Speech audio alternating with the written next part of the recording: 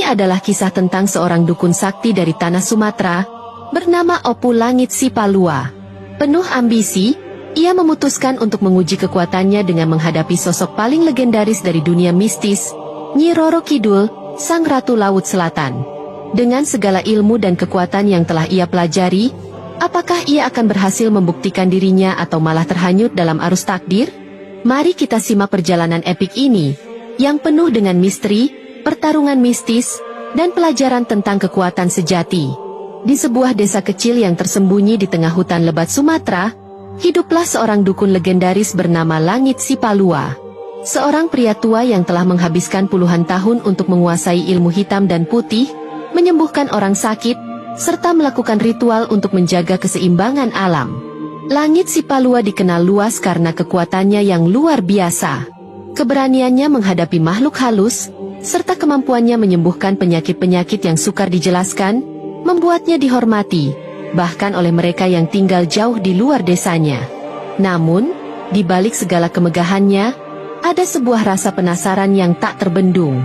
Waktu pun berlalu, dan dalam kesunyian malam, Langit Sipalua mendengar legenda yang menggoda tentang Nyi Roro Kidul, Sang Ratu Pantai Selatan. Seorang penguasa laut dengan kekuatan yang tiada tara, yang bahkan ditakuti oleh para dukun besar di seluruh Nusantara. Akan tetapi, bagi Langit Sipalua, Nyi Roro Kidul bukanlah sosok yang harus ditakuti. Sebaliknya, ia melihatnya sebagai sebuah tantangan yang layak untuk dihadapi. Sebuah ujian untuk membuktikan kehebatan dirinya dan meraih kekuatan yang lebih besar. Dengan tekad yang membara, Langit Sipalua memutuskan untuk melakukan perjalanan menuju pantai selatan, tempat legenda itu bersemayam.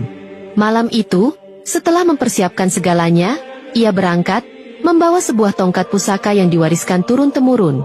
Sebuah alat sakti yang dipercaya dapat membuka jalan menuju dunia gaib. Sepanjang perjalanan, angin malam terasa mencekam, dan suara ombak dari jauh mulai terdengar, seakan mengundang kedatangannya.